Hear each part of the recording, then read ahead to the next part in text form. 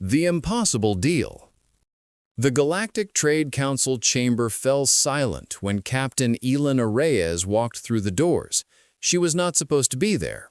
Humans were not supposed to be there. The Council had made that very clear 3 solar cycles ago when they rejected Earth's application for membership.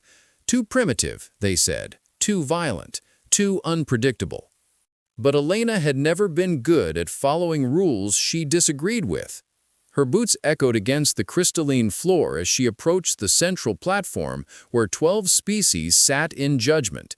The Draxians with their forearms crossed in disapproval, the ethereal luminary flickering with what might have been curiosity or contempt, the massive Krogthar delegates, each one capable of crushing her skull with a single hand.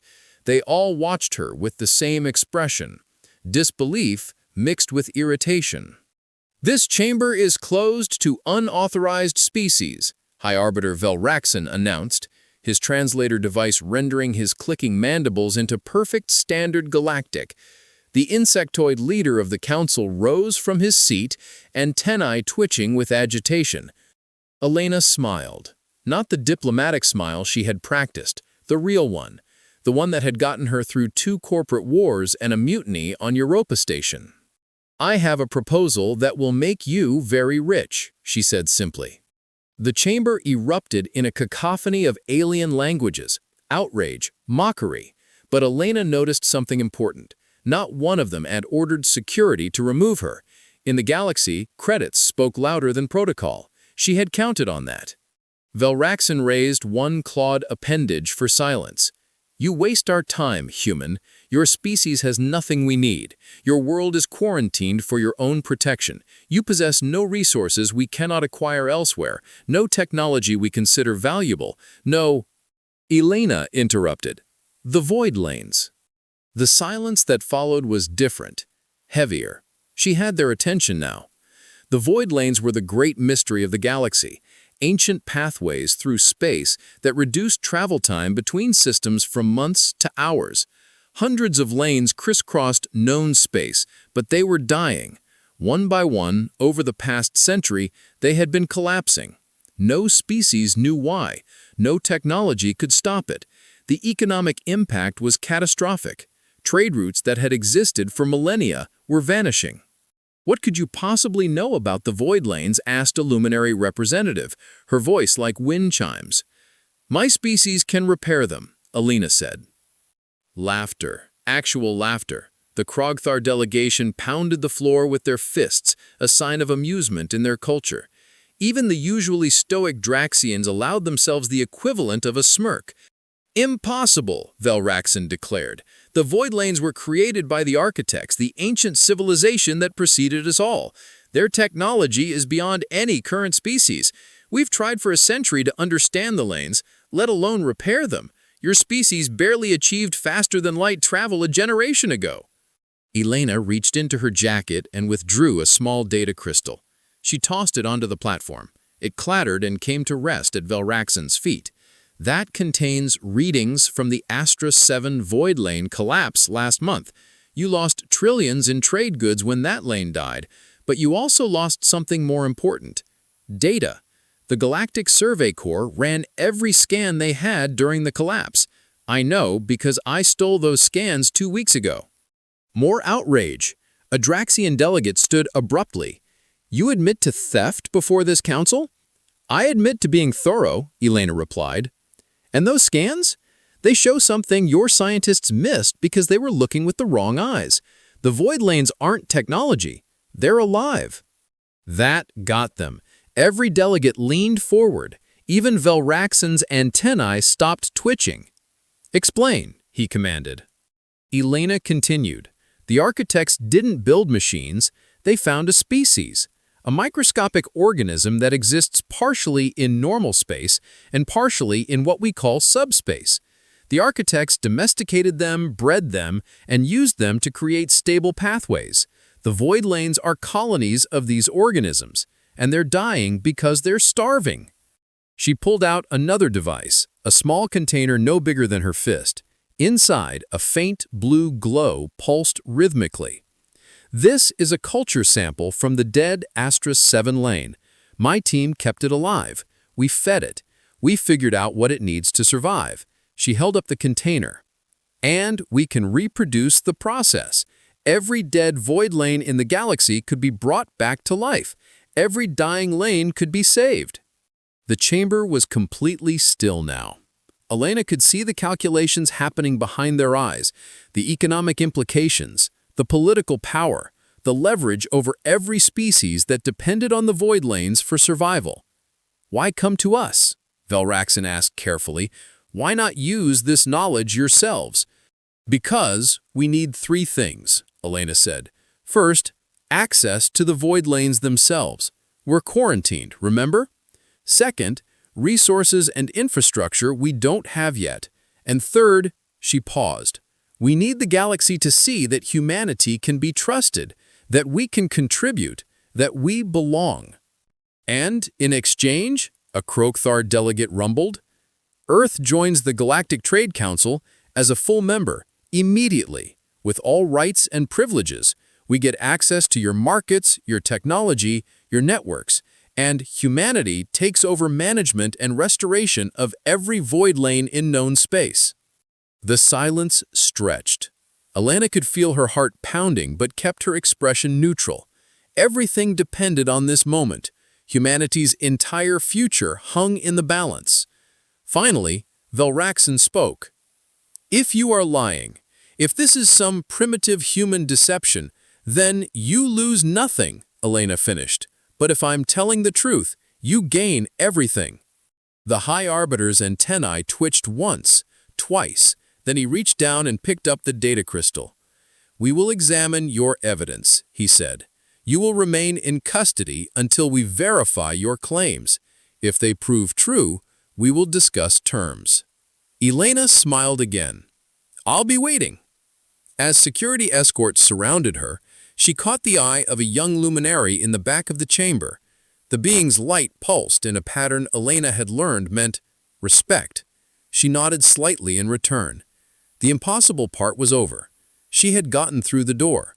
Now came the hard part, proving that humanity was exactly as capable as they were unpredictable. And Elena Reyes had never failed at anything she set her mind to. The test of fire. The holding cell was not what Elena expected. Instead of bars or force fields, she found herself in a comfortable room with a viewing window that stretched across an entire wall. Beyond the transparent barrier lay the most beautiful sight she had ever seen, the Kellar Void Lane, one of the oldest and most stable pathways in the galaxy. Ships of every size and design moved through it like fish in a luminous river, their hulls catching the strange blue-green light that marked the lane's edges. She had been there for 18 hours when the door finally opened. Adraxian entered first, his forearms carrying various scanning devices. Behind him came Velraxin and 3 other council members.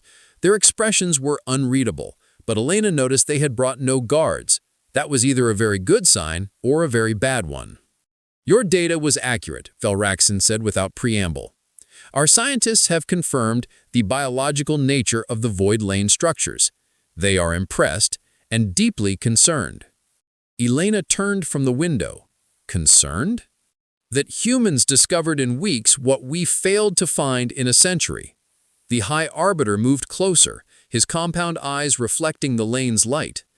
"It makes us question what else we have missed, what else we have underestimated." Or, Elena suggested carefully, it shows that different perspectives solve different problems. Your scientists were looking for technology because that is how your species thinks. We looked for life because that is how we think. Humanity has spent its entire existence trying to understand and control living systems. It is what we do. A luminary representative named Ashira floated forward, her form pulsing with soft light. "Beautiful words, Captain Reyes, but words are not proof. The Council has decided to test your claims under conditions that cannot be manipulated or falsified." Elena felt her stomach tighten. What kind of test? Velraxin gestured to the window. "The Kellar lane is dying. Slowly but inevitably. Within 5 solar cycles, it will collapse completely. When it does, 17 systems will be cut off from rapid trade routes. Billions of beings will suffer economic devastation. If your species can truly restore void lanes, you will prove it here, now, under our direct observation. Elena said flatly, "You want us to save the Kellar lane?" Velraxin corrected, "We want you to try. You will be given access to one section of the lane, a dying section, where the organisms are nearly extinct. You will have your team, your equipment, and 72 hours. If you succeed, Earth joins the Council. If you fail—" He let the words hang in the air. Elena finished, "If we fail, humanity remains quarantined, possibly forever." Yes. Elena looked back at the window, at the magnificent river of light that had existed for thousands of years. 72 hours to save a piece of ancient history, to prove her species belonged among the stars. She thought of her team waiting on the human transport ship. Dr. Marcus Chen, who had first discovered the organisms in the wreckage of Astra 7. Engineer Sarah Okafor, who had designed the cultivation systems. Pilot Jackson Torres, who could navigate spaces that made other species nauseous. They were ready.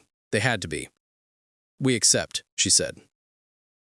6 hours later, Elena stood in the observation deck of the HSS Persistence, humanity's newest research vessel. Before her, projected in 3 dimensions, was a detailed map of their target zone.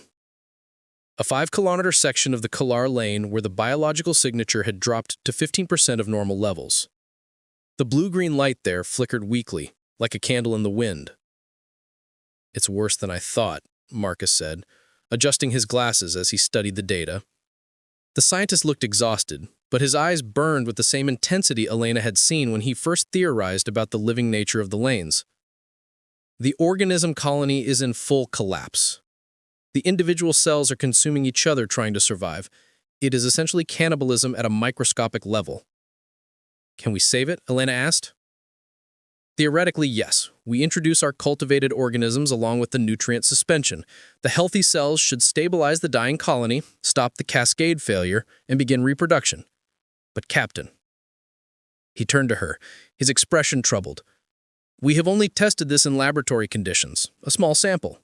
This is an entire ecosystem in crisis." Sarah looked up from her engineering console. "The delivery system is ready. We have modified 6 cargo drones to disperse the solution evenly across the entire zone. But Marcus is right to be worried. If we miscalculate the concentration or the timing, we could accelerate the collapse instead of stopping it. Or worse," Jackson added from the pilot station, "we could introduce an invasive element that spreads to healthy sections. We could kill the entire lane instead of saving it." Elena absorbed this, her mind racing through possibilities. Every member of her team was expressing legitimate concerns. The responsible thing would be to ask for more time, more testing, more certainty. But the galaxy had given them 72 hours, and she knew why. The Council wanted humanity to fail. They wanted proof that humans were as reckless and primitive as they believed. "How long have humans been doing impossible things?" Elena asked, suddenly. Her team looked at her, confused. "Seriously, how long have we been told something cannot be done and then done it anyway? We were told we could never leave Earth's atmosphere. We did. We were told we could never survive on other worlds. We do. We were told we would destroy ourselves with our own violence. We are still here." She moved to the center of the room, looking at each of them. "The galaxy thinks we are too young, too aggressive, too unpredictable. They are right. We are all of those things. But those are also our greatest strength." Marcus smiled slightly. "You want us to be reckless." "I want us to be human," Elena corrected. "We take risks other species would never consider. We adapt faster than anyone expects. We refuse to accept failure as final. That is why we found the answer to the void lanes when no one else could. Not because we are smarter, because we are willing to try things that seem impossible." Sarah stood, determination settling over her features. "Then let us try something impossible." Jackson cracked his knuckles. "I can position us for optimal dispersal. It will be tight, though. The lane's gravitational fluctuations are unpredictable in dying sections." "I trust you," Elena said simply. For the next 20 hours, the Persistence became a hive of controlled chaos. Marcus and his team worked without sleep, fine-tuning the nutrient suspension based on real-time readings from the dying zone.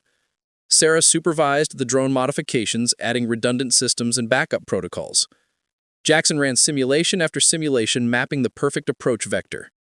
Elena coordinated it all, making decisions that would have taken council committees weeks to debate. She approved Marcus's request to increase the organism concentration by 30%, a risk that could save the colony or poison it. She authorized Sarah's plan to use all 6 drones simultaneously instead of sequentially, maximizing coverage but eliminating any margin for error. She accepted Jackson's most dangerous flight path because it shaved 8 minutes off our timeline. The galactic observers watched in what Elena imagined was horror. Humans making massive decisions with minimal deliberation, taking enormous risks with apparent casualness, acting with a speed and confidence that seemed insane to species that valued careful consensus. But Elena knew something they did not. Humanity had not survived by being careful. They had survived by being adaptable, creative, and absolutely unwilling to give up. When the 72-hour mark approached, the Persistence moved into position. The 6 drones, each loaded with billions of cultivated organisms and nutrient suspension, deployed in perfect formation. Jackson's hands moved across the controls with practiced precision as he threaded the ship through the dying section's unstable gravity. Dispersal in 3, 2, 1, mark, Sarah announced. The drones released their payloads simultaneously. Elena watched on the main screen as clouds of blue-green particles spread through the dying section like morning mist. For a moment, nothing happened. The weak light continued to flicker. The biological readings continued their downward spiral. Then, slowly, almost imperceptibly, something changed. One section brightened. Then another. The healthy organisms were taking hold, spreading, stabilizing the colony. The cannibalistic cascade was stopping. Marcus's screens exploded with data as the biological signatures began climbing. 5%, 10%, 15%. "It's working," he whispered. "By all the laws of probability, it should not be working this fast, but it is working." The light in the dying section grew stronger. Ships that had been avoiding the unstable area began cautiously returning to their routes. The Kalar lane was healing, and the galaxy was watching. Elena allowed herself a small smile. Humanity had just passed its test. But she knew this was only the beginning. The real challenge would be proving they could do this not once, but thousands of times across the galaxy. She opened a channel to the Council observers. "High Arbiter Valraxon, I believe we have met your requirements." The response came after a long pause. "Captain Reyes, you have done more than that. You have given us hope. The Council will convene immediately to discuss Earth's membership." As the communication ended, Elena looked at her exhausted team. They were grinning despite their fatigue, despite the magnitude of what came next. They had done the impossible, just like humanity always did. "Get some rest," she told them. "Tomorrow, we change the galaxy." The Human Network. 3 months after the Kalar Lane restoration, Elena stood before the Galactic Trade Council once more. But this time, everything was different. Humans' flag hung alongside those of the 12 founding species. Human technicians worked in every major trade hub across known space, and Captain Elena Reyes wore the formal uniform of a council representative, not a desperate gambler trying to force open a door. "The council recognizes Ambassador Reyes," Valraxon announced, using her new title with what might have been respect or resignation. Elena could never quite tell with the Draxians. "Thank you, High Arbiter," Elena began, her voice carrying across the chamber. "I come before you today with both progress and a proposal. In the past 90 standard days, human restoration teams have successfully treated 47 void lanes across 18 sectors. 32 of those lanes were considered completely dead. They now operate at 70 to 90% of historical capacity. Trade revenues in affected systems have increased by an average of 340%. She paused, watching the council members exchange glances. Those numbers represented unimaginable wealth. Species that had been preparing for economic collapse were now experiencing an unprecedented boom. Humanity had delivered on every promise. However, Elena continued, we have encountered a problem, a significant one. The chamber tensed. Ashira's light flickered with concern. A Krogthar delegate leaned forward, his massive frame creaking the chair beneath him. The Voidland's organisms require continuous monitoring and periodic maintenance. We have discovered that even restored lanes will eventually decline without ongoing care. The architects, whoever they were, must have maintained the lanes actively. We need to do the same. How extensive is this maintenance? A Draxian representative asked. Every lane requires inspection and treatment every 6 to 8 months. There are approximately 8,000 documented void lanes in known space. To maintain them all, we estimate we need 300 specialized teams working continuously. The numbers hung in the air like a weight. 300 teams meant thousands of personnel, hundreds of ships, massive infrastructure investments. The Council had given humanity responsibility for the lanes, but this was something else entirely. This was asking for resources that would rival some planetary economies. I want to save the galaxy's economic system, Elena corrected. The usage fees would be minimal, a fraction of 1% of the value transported through each lane. Most species would barely notice the cost, but collectively it would fund the largest collaborative project in galactic history. The chamber erupted in debate. Some species saw the logic immediately. Others objected to the principle of paying humans for access to lanes that had been free for millennia.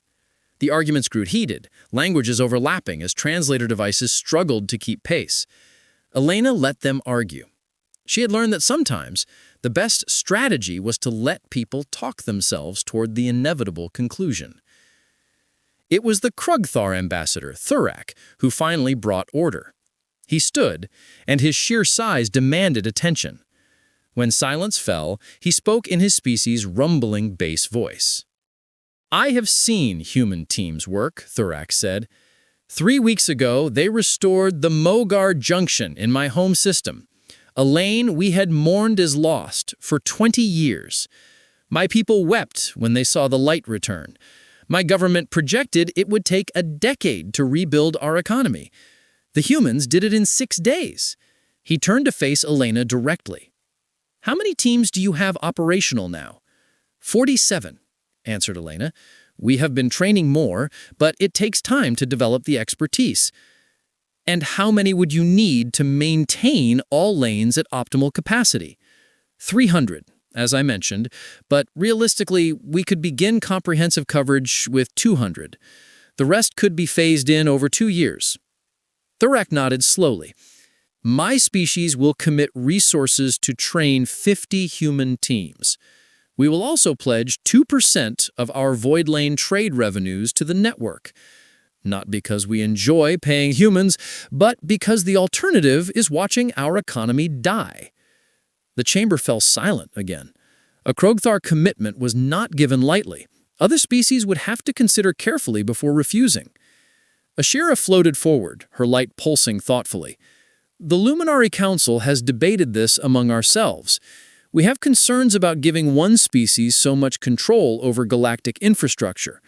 But we also recognize reality. Humans have proven capable. More importantly, they have proven willing. We will match the Krogthar commitment. One by one, other species pledge support. Not all of them, and not without reservations, but enough. Elena watched the coalition form with a satisfaction she kept carefully hidden. This was how you changed the galaxy. Not with grand pronouncements, but with practical solutions to real problems.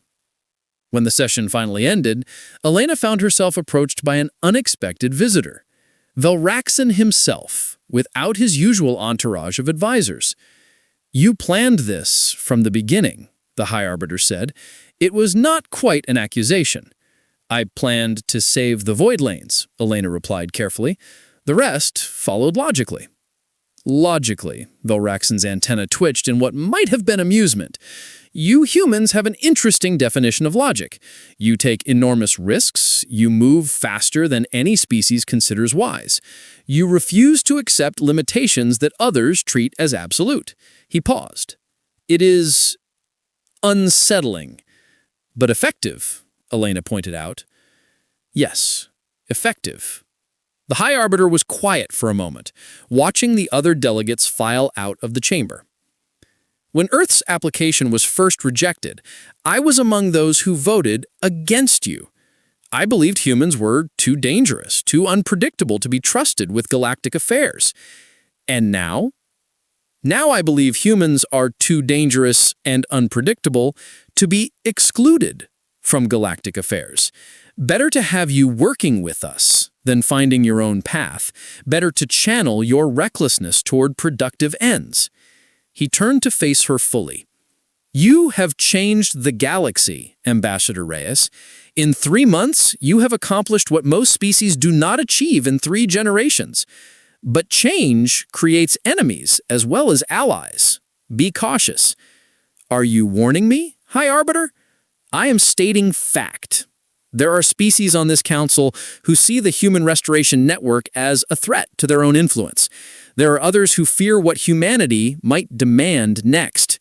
You have proven your species belongs among the stars. Now you must prove you can navigate the politics of staying there. With that, Velraxon departed, leaving Elena alone in the vast chamber. She walked to the great window that overlooked the council station's central hub. Below, hundreds of ships moved in carefully orchestrated patterns, dozens of species conducting the business of galactic civilization. And now, for the first time in human history, Earth was truly part of that civilization. Her communicator chimed. Marcus's face appeared on the small screen. Elena, we have a problem. A good problem, but still a problem. Tell me. We are receiving requests faster than we can process them. 73 systems have applied for priority restoration in the last week alone. Every species that pledged support wants their lanes treated first, and, he hesitated, we have also received 14 formal requests from human colonies asking when they can join restoration teams. Alana smiled. Of course. Humanity would not be content to let one group of specialists handle everything. They would want to be part of it, to contribute, to spread across the galaxy doing what humans did best, solving problems everyone else thought were impossible. How many people do we have in the training pipeline? 800 volunteers, engineers, biologists, pilots, linguists, some from Earth, some from Mars colony, some from the outer settlements. All of them want to be part of the network. 800. Alana's mind raced through the mathematics. With that many people, they could have 300 teams operational within a year. They could cover the entire galaxy. They could ensure that no void lane ever died again.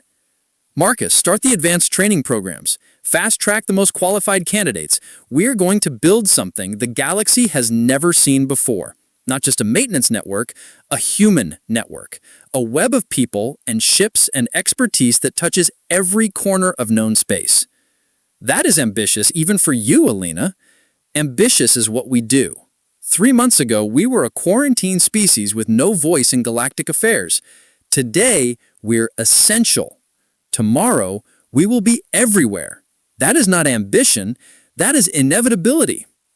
She closed the communication and looked back out at the stars. Somewhere out there, human teams were already at work bringing dead void lanes back to life, proving every day that humanity belonged among the civilizations of the galaxy, showing that courage, creativity, and determination could overcome any obstacle. The galaxy had underestimated humans because they were young and reckless. They had not understood that youth brought energy and recklessness brought innovation. They had not realized that a species that had clawed its way from primitive origins to interstellar travel in mere centuries would not be stopped by politics or prejudice or probability. Captain Elena Reyes, now Ambassador Elena Reyes, allowed herself a moment of pride, not for herself, but for every human who had refused to accept that Earth was too small, too primitive, too insignificant to matter. They were wrong. Humanity mattered, and the galaxy was beginning to understand that humans, with their impossible determination and their refusal to accept defeat, were exactly the force the ancient civilizations needed. The void lanes would never die again, not while humans drew breath. That was not a promise. That was simply who humanity was. And that, Elena thought, as she watched ships move through the restored lanes below, was the most human thing of all. To take something broken and make it live again. To refuse to accept that anything was truly impossible. The galaxy had given humanity a chance. Humanity had seized it with both hands and refused to let go. Now came the real work, building a future where Earth was not just a member of the galactic community, but an essential pillar of it, where human creativity and determination helped solve problems across 1,000 worlds. Elena's communicator chimed again, another system requesting assistance, another opportunity to prove what humanity could do. She answered it immediately, ready to work through the night if necessary. Because that was what humans did. They worked harder, dreamed bigger, and refused to quit until the impossible became reality. The galaxy was learning that lesson now, and Elena Reyes would make sure they never forgot it.